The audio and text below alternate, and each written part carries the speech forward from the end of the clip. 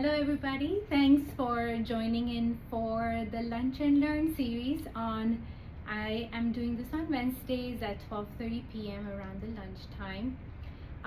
My name is Ekta Lund. I own Delta Physical Therapy here in Fort Lauderdale.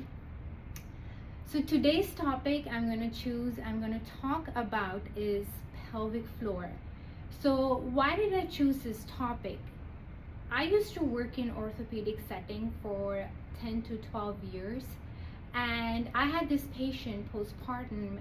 She was coming for lower back pain, and she was coming to me for physical therapy for lower back pain. About 5 to 6 sessions in, she said she had leakage, which actually got better after she was doing therapy with me for lower back pain. So that got me intrigued if there's a connection between pelvic floor and the lower back. Fast forward a little bit, I also had pelvic floor issues myself, and I sought out treatment from my mentor and I felt better. So here I am doing this. I wanted to learn about this, help the community a little bit more. So that's why I'm picking up a little bit on pelvic floor topic today. So some of the common questions I get, when patients call are like, okay, I want pelvic floor physical therapy. So I recently had a patient, 60-year-old, and she said that, oh, I have a leakage when I exercise, when I sneeze, cough, and jump. And I thought it was okay to have that considering I'm 60 years old. There was another case I got, a 25-year-old patient, and she said she became sexually active recently and she had a lot of pain with intercourse. So she said, I thought it was okay to have pain with intercourse, and I recently learned that there's pelvic floor therapy for that. The another example I would give is I saw a patient post-prostatectomy. He had urinary incontinence, and again, he thought it was okay to have leakage, but it was affecting his day-to-day living, where he couldn't go to play golf. He would say, I'm wearing big diapers when I go to the gym and I don't want to live like that anymore. So he's another candidate that would definitely benefit from pelvic floor physical therapy. So these are all the case scenarios. If you belong to any of this or any of these things talk to you, you are in the right presentation. But I want to start first with explaining what pelvic floor exactly is, right? So I'm going to take this model right here. I did not make any PowerPoint presentations for this topic because I wanted to use models and show in practicality on what exactly is the pelvic floor here. So this is our pelvis. A lot of patients say this is the hip. I'm like, no, this is the pelvis. The hip is part of the pelvis, and the floor of the pelvis is made by different layers. For example, this is the external layer right here, okay? Then there's a middle layer not on this model, and then there's a deeper layer right here. So these muscles make up the floor of the pelvis. It's like a hammock between two hips, right? The external layer right here, a lot of patients think it's only skin, but under the skin we have muscles here. We also have 3 openings. There is the urethra right here where we pee from. This is the vagina, and this is the rectum all the way in the back. Whatever we see in the red here is the muscles. This blue guy right here is the gland. This is where we have some secretions from. The deeper layer, if you see right here, it's a different group of muscles. They go from front to back. They go all the way from the pubic bone in the front to the tailbone in the back, and they go side to side. Some of these muscles come outside from this canal here and attach to the hip. So why am I saying all of these things is when a patient comes to pelvic floor physical therapy, we are not just looking at the pelvic floor, but we are also looking at the hip. We are looking at the lower back. And this is where the abdomen sits in the front, right? So some of these muscles have continuation of fibers into the abdomen. So whatever goes around here in the lower back, in the abdomen, in the hip, affects the pelvic floor. Now that's the female model, right? Now men have pelvic floor too. The anatomy for the male pelvic floor is quite a bit similar to the female pelvic floor. So we have these, so this is our penile structure right here, the testes, the scrotum on the top. But under the penis structure right here, we have this muscle here, the bulbospongiosus. You guys don't need to know the name, but it's almost similar to the female muscle right here. Okay. The deeper layers, again, in the male pelvic floor are similar to what we have in the female pelvic floor. Now, this male pelvic floor shows a good example of what is sitting inside this cavity. So we have the bladder right here in the front. Right behind the bladder, we have the uterus in females. And right behind the uterus, we have this rectum, right? What is the significance of these? Why am I telling you all of these things? Is when a patient complains with a symptom in the bladder, we are very interested, okay, to ask them about their bowel habits too. Because these organs sit in close proximity to each other, what happens at the bladder affects what happens at the uterus and what happens at the rectum. Again, I'm sure everybody's heard that things don't work in isolation. Around these organs, there's muscles, there's fascia, there's ligaments that are continuous with each other. So how much pressure goes in the front, what is going on in the front affects the back. For example, I had a patient with constipation, right? So that means that poop material is stuck in the rectum. That means it's creating pressure in the pelvis, which is pushing forward into the bladder. So even though they had bladder symptoms, we had to talk about constipation to manage their bladder symptoms. So that's why when you go to PT, they're going to ask you all the questions related to all the three organs, right? Now, I have another guy standing right here, okay? Why am I pulling this up? So, this is where the pelvic floor is living, right here in the pelvic cavity, right? But you see how right above the pelvis we have the abdomen right here. If you guys can visualize what sits in this cavity, the colon, the liver on the right side, the stomach on the left side, then we have the rib cage here. What lives in the rib cage is the lungs, the heart. So whatever goes on at the rib cage affects what's going down into the pelvic floor, right? How we breathe is by pressure mechanics. When the pressure in the rib cage drops, we breathe and the pressure comes inside and we take a breath in. But that pressure dictates what happens down at the pelvic floor too. So if somebody has decreased motion in the rib cage has decreased expansion with the breathing, that affects how much pressure will go down into the pelvic floor, right? Now, I also said all of these muscles of the pelvic floor attach to the hip and the lower back. So whatever is going on at the back and the hip is affecting the pelvic floor.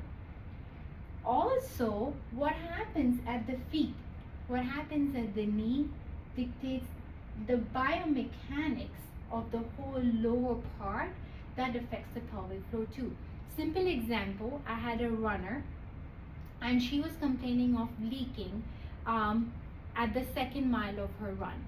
But she didn't have any leakage when coughing, sneezing, or doing any other activities of daily living. So we definitely checked her pelvic floor, but I'm going to get to the interesting part, her foot. Because of her tightness in her calf muscles, she had decreased range of motion in her ankle. So when she was running and she didn't have that ankle range of motion, that affected how the pressure was going up into the pelvic floor and how there was a disturbance in the ground reaction force, right? That affected her pelvic floor, and we worked on her ankle, we worked on her hip, right? And that helped her leakage with the running. right? So that's why we have this total body assessment. That's the reason I wanted to show the pelvic, the skeletal model here is the rest of the system affects the pelvis. It's kind of right in the center, right? What we're doing at the neck, what is happening at the shoulder, how we are using our body mechanics, right? What is the core doing? Can the core do what it's supposed to, maintain a core set? Can it contain the pressure? If not, then the pressure is going forward towards the bladder into the pelvic floor, right? So here is the little anatomy detail. Any questions, you guys can tap in the chat. I can answer it then, or I can wait until the end to answer. So what are the different diagnoses that we treat in pelvic floor? We have a cute little bladder here. Anything related to bladder, frequency, urgency, leaking, getting up in the night to go to the bathroom. 0 to 1 time is okay, but anything more than that, exceptional pregnancy, or if you're on certain medications, we don't want you to get up more than 0 to 1 time in the night, right? Interstitial cystitis, or it's called as a painful bladder syndrome. So these are the different diagnoses we treat with the bladder. Then my favorite diagnosis is constipation. Constipation can have a lot of reasons. It could be a pelvic floor muscle issue, right? Like if we need to pass the stools from the rectum, if these muscles around the rectum are tight, it could be hard to pass the stools.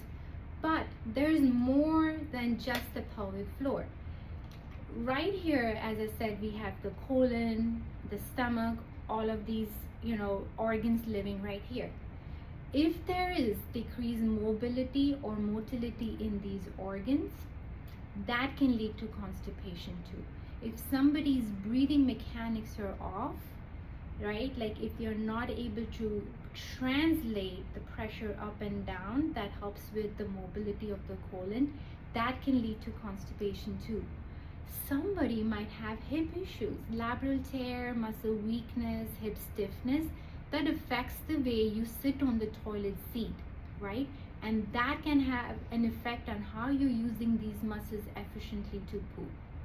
So constipation is my favorite topic to treat because, again, as I said, it's not a single reason when it comes to pelvic floor. There's a lot of different systems that play together a role in pelvic floor. Then we have the uterus. What are the uterine specific diagnoses we treat? Endometriosis, PCOD. We see patients after C-section, after vaginal delivery, and hysterectomy, right? Any kind of surgery that involves the uterus, prolapse without surgery, right? So these are the different diagnoses we see with the uterus. One thing I want to say is I keep saying that all the systems are related to each other. One system that controls all of this is our nervous system. So we have two types of autonomic nervous system in our bodies. There's the sympathetic nervous system, and then there's a parasympathetic nervous system. When we see a tiger, we need to run away from the tiger, right? So our body needs to be ready for that. That's our sympathetic mode. But when the tiger is gone, we need to rest, relax, digest, reproduce, right? That's our parasympathetic mode.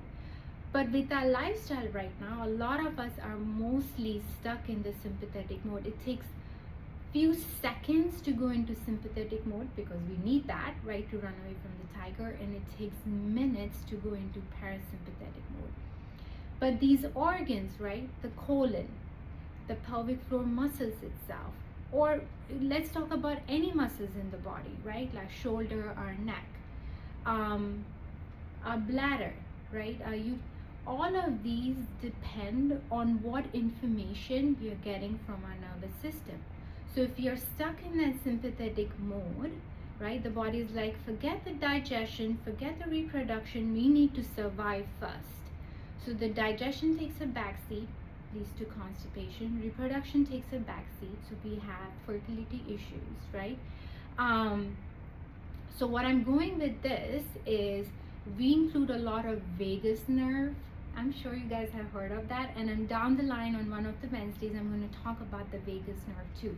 So we include a lot of vagus nerve techniques and breathing techniques and lymphatic reset, because your body needs to learn that it doesn't have to stay in the heightened state for too long. Okay, all right, let's go ahead and say, okay, you have these diagnoses, you call the PT, they said yes, we treat those, you come on in, you saw your doctor, he agrees. What really happens when you come in the pelvic floor physical therapy session? It starts like a regular session. We ask all the detailed questions. Don't be amazed on, it takes 10 to 15 minutes for us to ask all those questions. We have bladder questions, we have menstrual history questions, we have the bowel questions, all the surgical history, medical history, right? So hormonal history, right? So after we do all of that, we do a total body assessment. You guys have heard this word so many times. Let me explain you what this is. It starts with static observation first, external, right? What is your posture like, right? There's no good or bad posture. We're going to do one more Wellness Wednesdays on that. There's no good or bad posture. Being stuck in one posture is the problem. Then we do a series of movement assessment. I want to see what's going on at the lower back, right? I'm going to have you do a series of movements at the lower back, at the hip. Not me, any pelvic floor PT you go. We're going to check the rib cage. We're going to check your breathing. We're going to check your neck, right? And we will do a quick screen for the knee and the foot. After we do that, we do special movement testing. What happens if I take you, for example, I do a pelvic shear test. What if I tell you to go towards your right and you go towards your left? Can you translate your weight towards your right or towards your left? If not, that could be affecting how you use your pelvic floor indirectly, right? I'm going to have you do a knee bending test, right? So that will check our ankle range of motion. I'm going to have you rotate from your upper body and be like, it looks like you rotate more towards your right. Right is your preferred side, but you have hard time going on the left. It's like leaving the planet and going on the other side.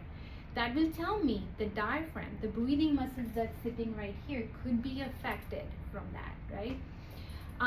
After we do that, we do a quick strength assessment. Again, I tell my patients, once you walk in the door, you're walking in the door, I know you're not weak, right? If you're weak, how would you?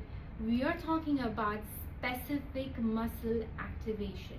Can you activate those muscles specifically if I put a particular demand on it? And can your core talk to your shoulder or your hip? Those are the things we're checking for. Those are the coordination patterns we're checking for. I might have you lie on your back and be like, hey, can you breathe? Let me see what happens when you're breathing, right?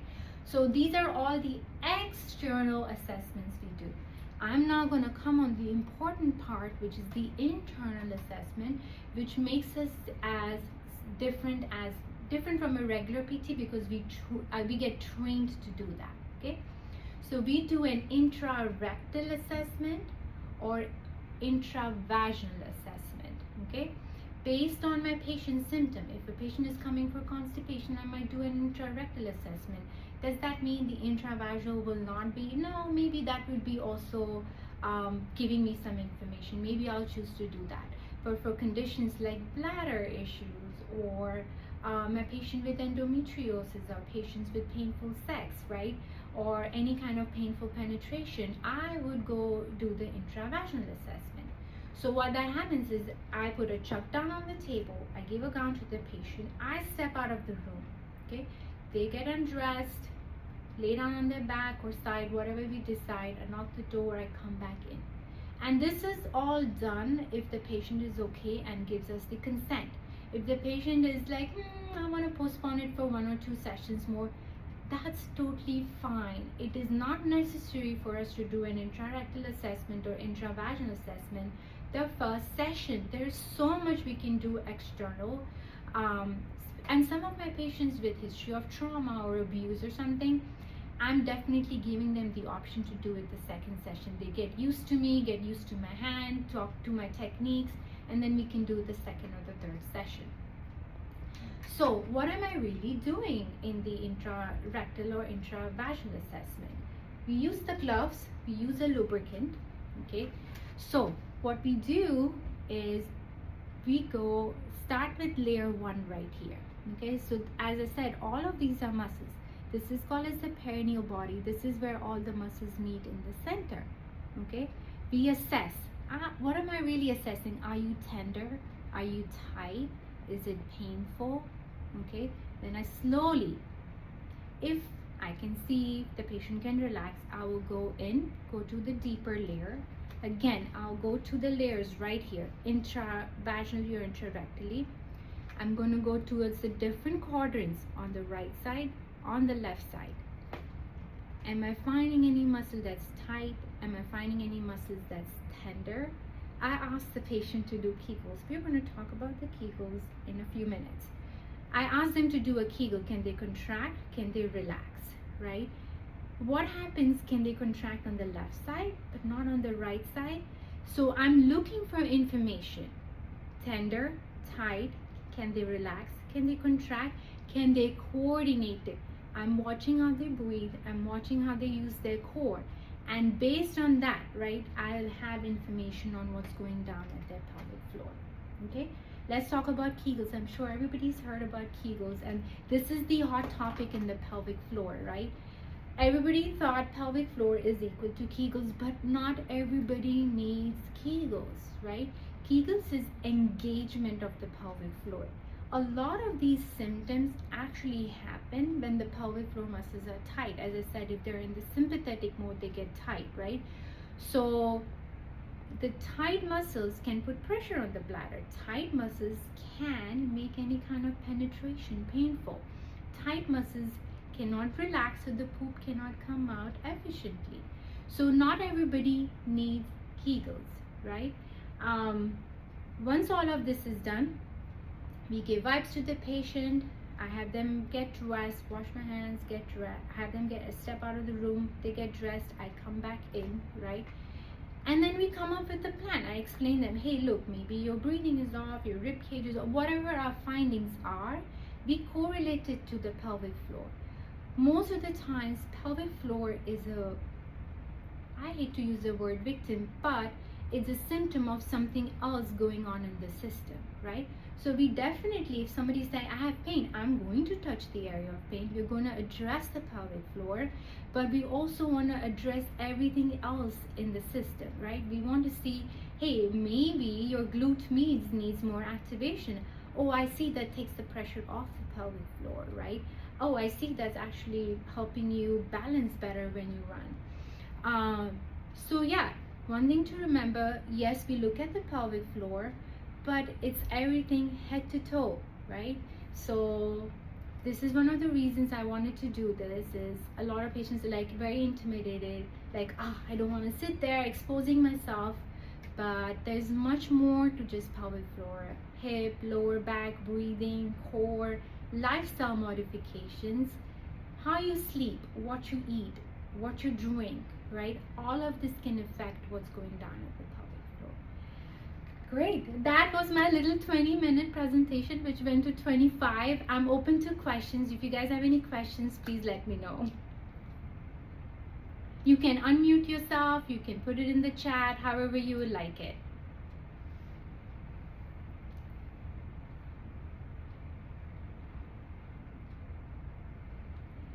I can also put my email address.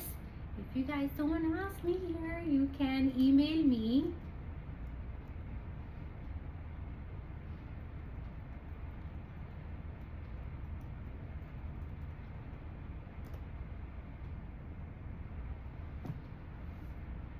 Perfect.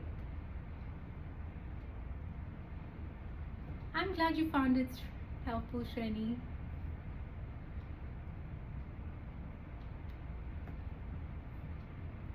Great. I'm not going to take a lot of you guys' time. No questions.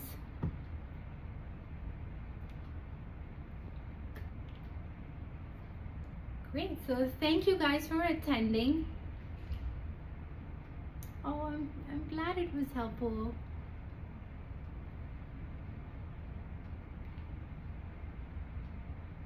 Thank you, Lori, for joining. I have this recorded version, so hopefully I will send it out um, to candidates who signed up but were not able to come in. But thank you guys for attending. Have a wonderful day. I send my email. If you guys have any questions, you can email me. My website is deltaptwellness.com. Great. Have a wonderful day, guys. Bye.